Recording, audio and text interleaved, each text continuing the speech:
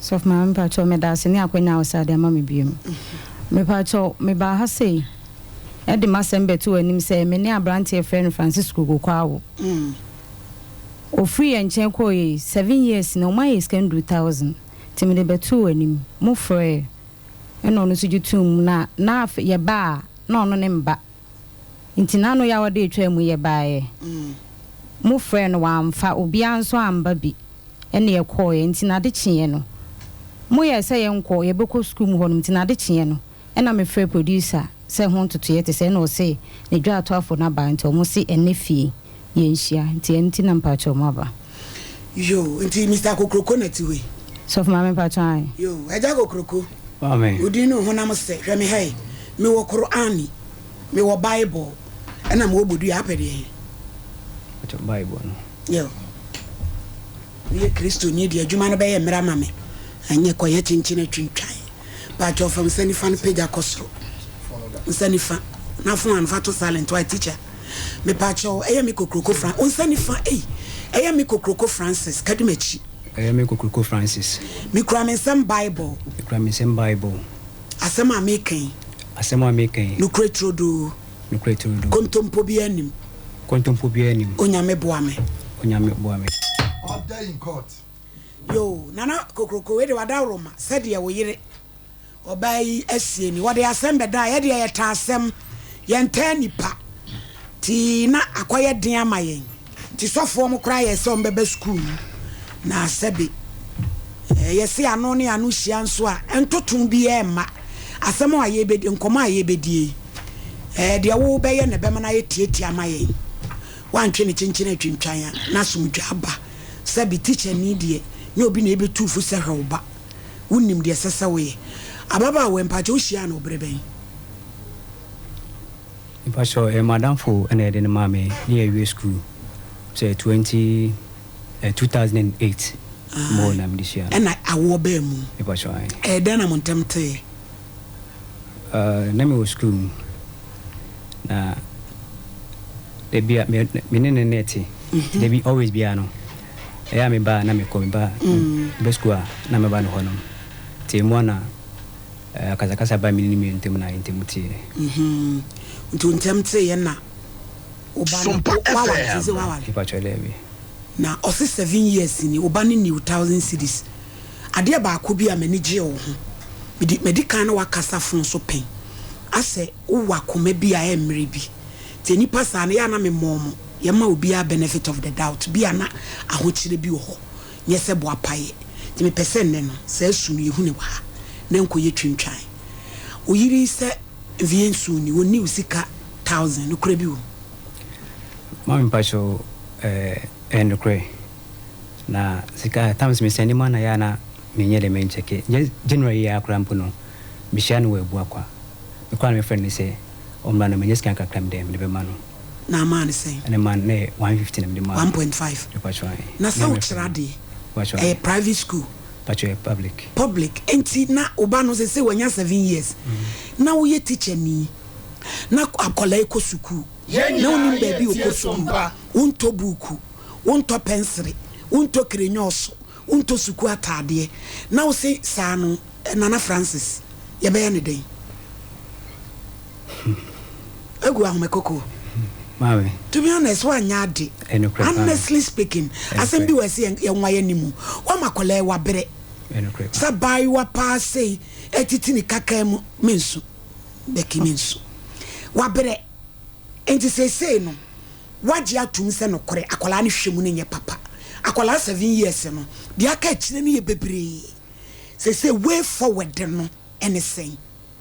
in person me bebu sa on find ko si ya ne fa de ye pa ne say di for kwa brejere wabu ne bu afu san say wonyaya kama nunu afikiri utrum afi utrum akohwesoro eno eva bibia ma ye pe solution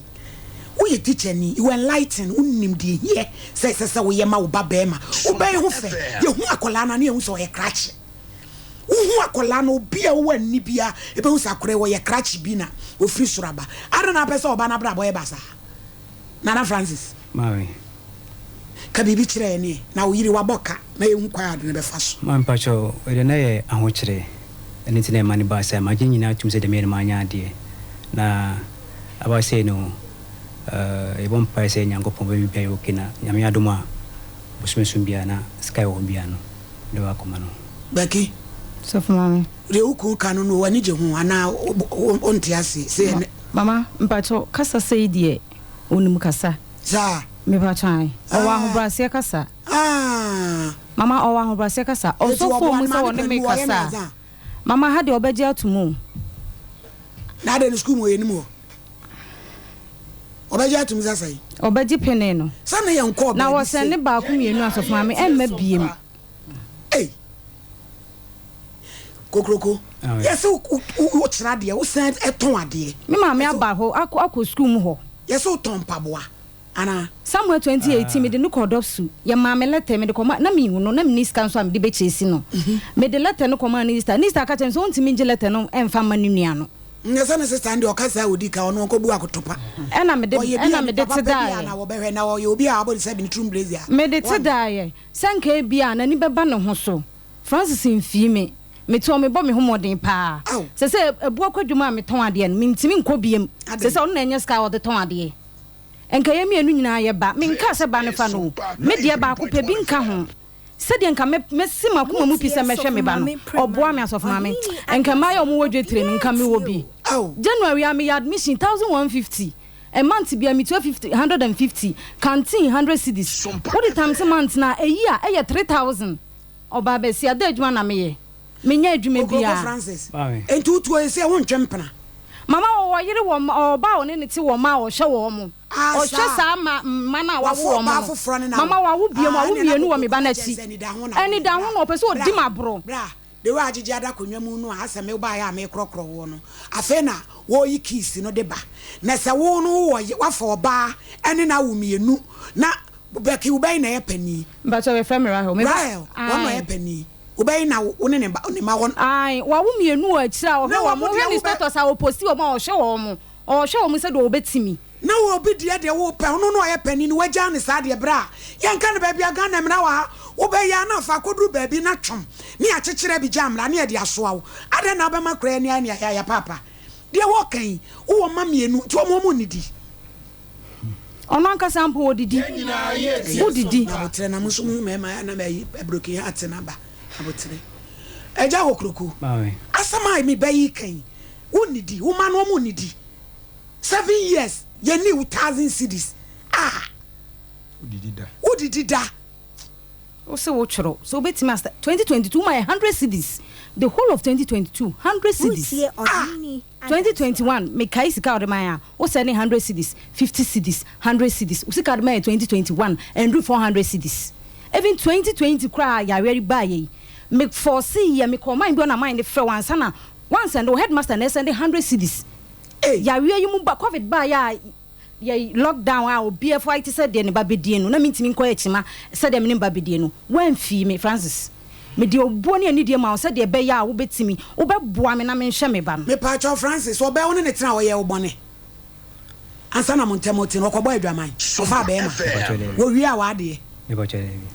na je se kwan ansam a wo keka so ba bi a woni ne tena wa ye obone nti asa me punish wo de wo kan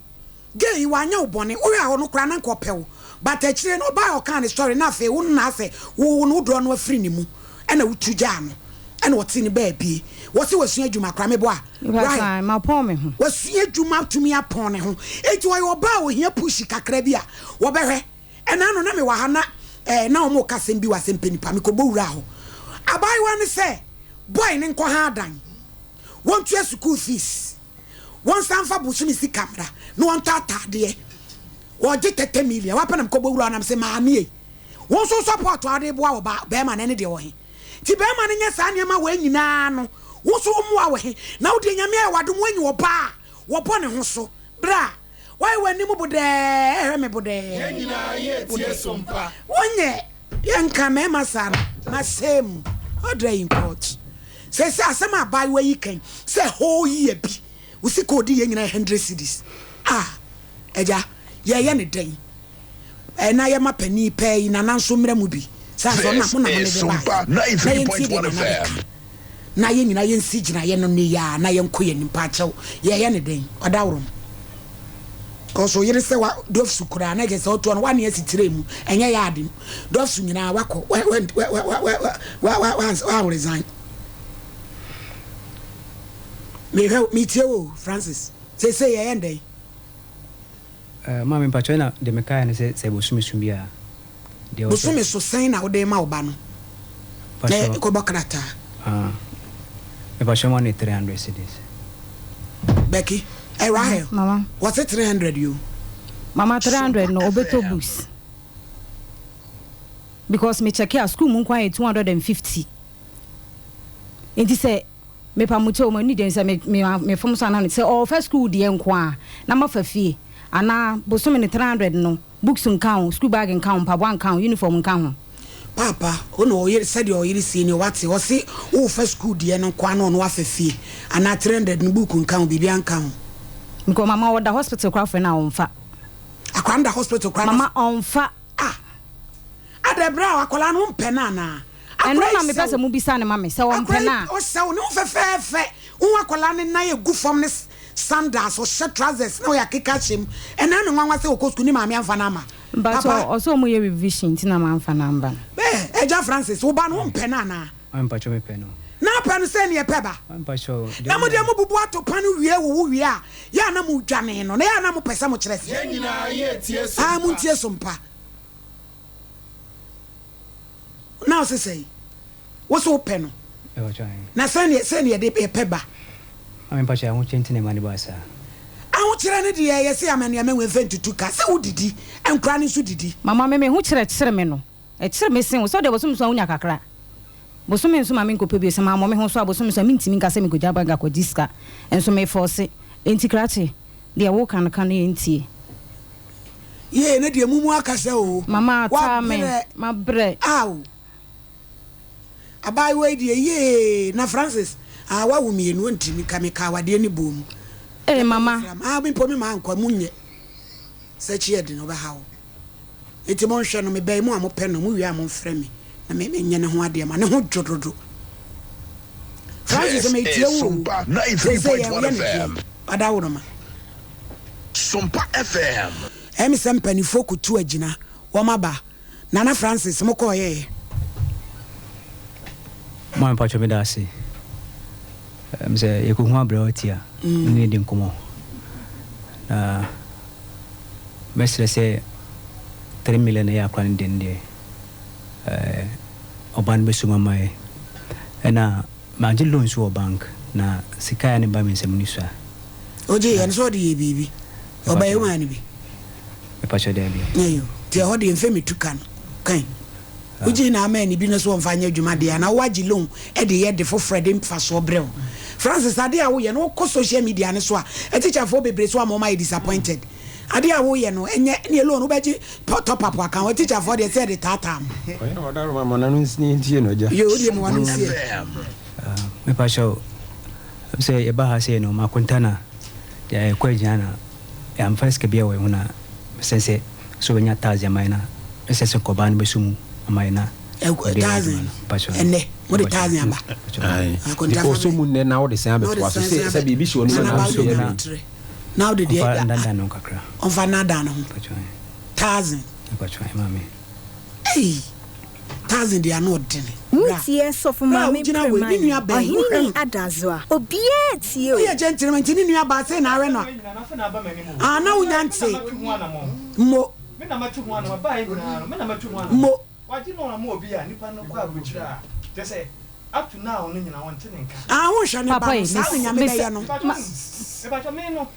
me ka che oba se me amaba mu no bibia ba kama me de yem no sa na me de me mo mutie ohini adazwa e ba ina no ene o se kabitu enu awo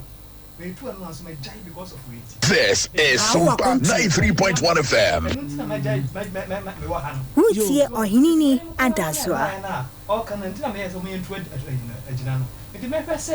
This is SOMPA 93.1 FM.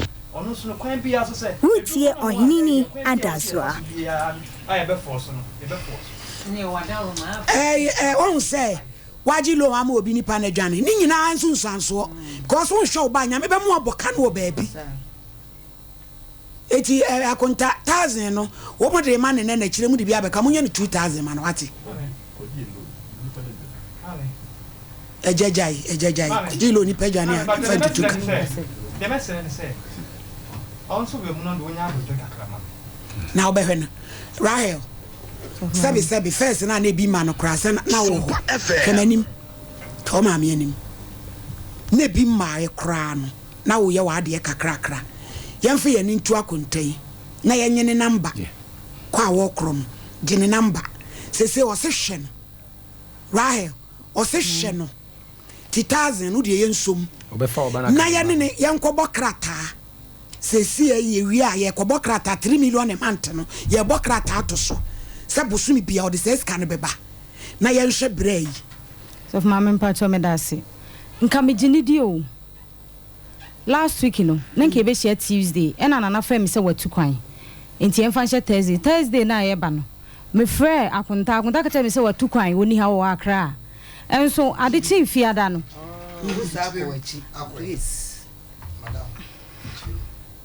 say no akontai Rahel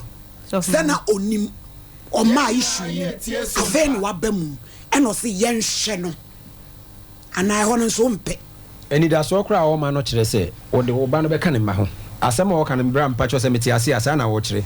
wo de wo bai no na konta bai wo be fa na ka ne ma ho enti e ho no de ya de a ntu de se abra na ba mu no me pesa me fo so aka bibi no aka se me kran ka me nye so fo ma me na ye nyina ye nipa wafom me pa cho wafom school fees on carry yes asolim asem ni ye wi ano wawie wanya fom waje fom so atum akora no ne ho ensem wa aka no ne dose 8 years ogina say but class 2 to the enre ana me pesa me force adaro ma ye mre ne so eko ti de obeka no me pa to maji atum yo edase eja fesi kanebra SOMPA FM Hutie ohinini adazwa abetwa ma se bia no wa nya o se me de send ene ye bia se mo ko nti o mo soli mo ne sofo mo kwa bonten ho na mo nya hihye ne sada so de be ma ne momosu o se mo be ye den yo wande de abaiwa no ebeboa no ena e kire mo nya ma me na me mo